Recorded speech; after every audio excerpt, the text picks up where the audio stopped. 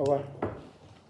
So we go to functionalism. Yesterday we were talking about consensus and conflicts. There will be consensus when we are able to understand that, we share the same world, we share the same status, we share the same value or power, then there should be consensus. The only aspect of sociology that really made emphasis on consensus is functionalism. So what is functionalism about? It's about we understanding that in that society we have, each individual, organization, industry, whatever it is that make up that society must perform certain function. So you have a role to play, I have a role to play, the school has a role to play, the mosque has a role to play, the church has a role to play, the parents have a role to play. So each individual in that society must play their role before we can say, yeah, we have a better society. That's what functionalism is about. So look at what I wrote here. I wrote functionalism. The main sociological perspective based on consensus view of the society is functionalism. Functionalists discuss social functions and ask, what function does this aspect of society carry out that keeps this society stable and allow it to continue? So that means functionalists will ask, what do you really do in this school? So what you do is important to them because part of what you do makes this school to continue to be in operation. So that is how functionalists are. They believe that the society can be at peace. They believe the society can work well if each individual in that society perform their role. Is it clear? So that is functionalism. That's their own perspective. They believe each individual will have to perform their role to make the society to move smoothly. The school, what's the role of the school? What's the function of the school? To put knowledge, to make students understand, give them skills, knowledge, wisdom, and understanding. That's the role of the school, to teach the students the way of life. The role of the parents, to put children on values of the society.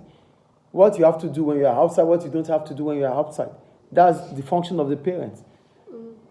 The function of the mosque is to put us through religious belief. So each individual, each organization, institution must perform their own role to make the society to work. That is functionalist perspective. Is it clear? Yeah, shall we? So we already talked about functionalism, which is a sociological perspective that backs up consensus. So for conflict, Marxism is a sociological perspective that explains why there's conflict in the society. Do you get what I'm saying here? Functionalism explains why it is important for individuals, for the institutions, for organizations to perform their role, as it's going to lead to consensus in the society. For Marxists, they believe that there's conflict in the society because of the social classes, because of the different social classes we have in the society. So what is their own argument about? Marxism. Marxism is a sociological perspective that is based on conflict between different social classes. So we have different social classes. We have the upper class, the ruling class. We have the upper and the ruling class. We have the middle class, which is the same as the working class, and the lower class. So these classes in the society makes it difficult for everyone to be equal. So that means one way or the other, you have to belong to a class. We don't have the same class. Yes. Are you getting it? So that's why in 1836, Kamal says, inter cause le pouvoir est le pouvoir. In every society, there must be class. So because of that class, that is why there's conflict in the society. Do you get it? So Marxists argue that there is always conflict between the upper class, the ruling class, who own property and wealth. Why is there always conflict between these people and the working class? Who are the working class? Those that work for the upper class. They work for the owners of property and wealth. They work for the rich people. And because of working, they have to pay them for what they've done, right? Instead of the upper class and the ruling class to pay the workers, the proletariat, they would not pay them. They wouldn't pay them the value of what they've done. They only pay them what they feel like paying. So this has led to the working class to revolutionize against the ruling class and the upper class. And that is conflict. When we have to make revolution, there's conflict. When we have to go on strike, there's conflict. Do you get what I'm saying there? So for Marxists, based on what I wrote here now, so for Marxists, they want a society that has a radical social change, which will make equality among the individuals in the society. That is the argument of the Marxists. But how did they come up with these arguments? They came up with this argument based on the fact that they are able to classify how the society works due to the classes we have in the society. So, they exploit the working class, in which the working class will retaliate through revolution and strike. I already said that. So they revolutionize or they strike. Marxism is named after Karl Marx. Karl Marx is the father of social class. He's a Marxist. Because why they used his name, they named Marxism after him because he was the one that started the advocation of Marxism. Like I told you earlier, I said in every society there's class. So because there are classes in the society, that is why we are having conflict. Okay? So he believes that the society is structured with different classes. So the society will continue because it is structured to have, you have to belong to a class. That is how it works. So Marxists are in favor of radical social change that will end exploitation and create an equal society. So Marxists want a society that is equal. And how can a society be equal? That means the property, the wealth, will not be owned by you or your class or your caucus. No, it will be owned by everyone in the society. So that is why Marxism brings about communism and what do they bring about again? Communism and what else did they bring? And socialism. Do you understand? So, based on the fact that they want an equal society, an equal society means a society that we all have the same thing. We all have access to the same resources. No one is richer than anyone. And that can only be happening in socialism or communism. Communism means resources belong to the people. Do you understand? So, this is the argument about Marxism. It's made from functionalism. For functionalism, they believe that each individual in a society must perform its role. That there wouldn't be any problem. There will be consensus. Because you are doing your part, I'm doing my part. But for Marxists, they believe we have conflict in the society based on the fact that there are social classes in the society, which has to be eradicated to eradicate conflict. Is Marxism clear now? Yes. Marxism is about conflict, talking about how the society has been divided with different social classes. Functionalism is about consensus, stating that the perspective of functionalism is that if each individual perform their role in society, the society will be a better place. Is it clear? So go to feminism. Okay.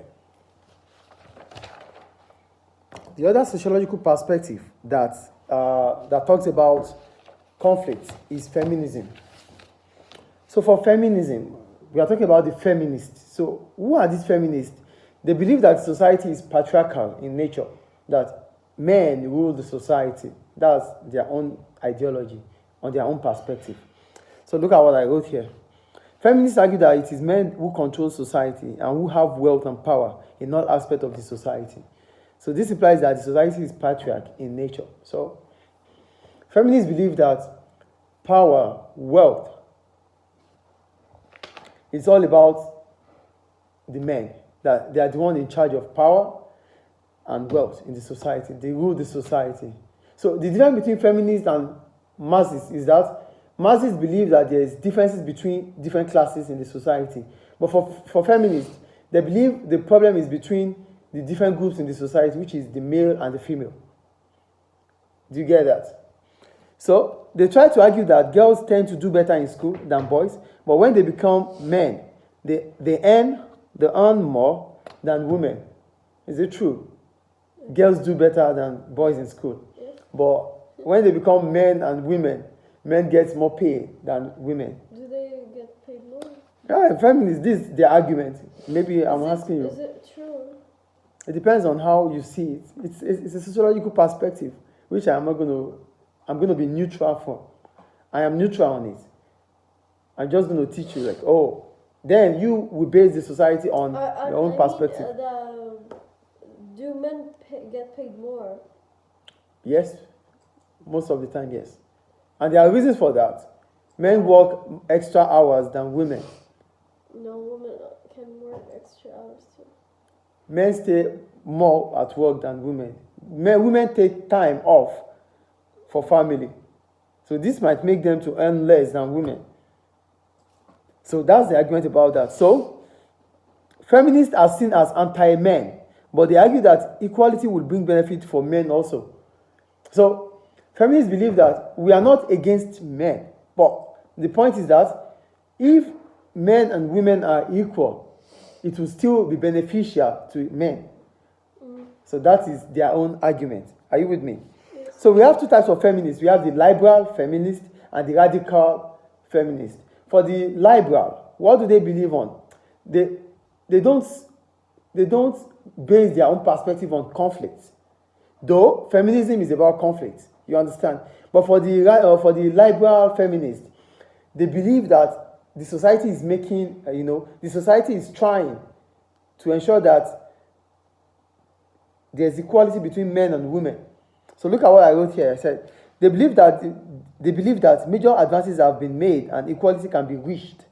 With new laws, their view does not emphasize conflict. So the liberal feminists, they believe that there are a lot of advances in terms of feminism, how to eradicate feminism. You understand? But they believe that with time, men and women will be equal with new laws. Do you understand? But for the radical feminists, their own argument is based on conflict. So what do they say? They believe that despite advances, the society is still patriarchal in nature. That it is only when radical changes are made that the society will be equal in terms of male and female. So the radical feminists, they believe mostly on conflict. Do you understand that? Something has to change. There's need for radical changes. But for the liberal, they believe that with new laws, things will change. Is it clear? So that's about feminism, Marxism, and functionalism. Functionalism is a consensus theory based on its own sociological perspective that individuals have to be functioning in the society to make the society a better place. For Marxists, they believe the society is at conflict because there are social class in the society. For feminists, they believe that the society is at conflict because there's no equality between male and female. Do you understand the difference now? Yes. Any question about it?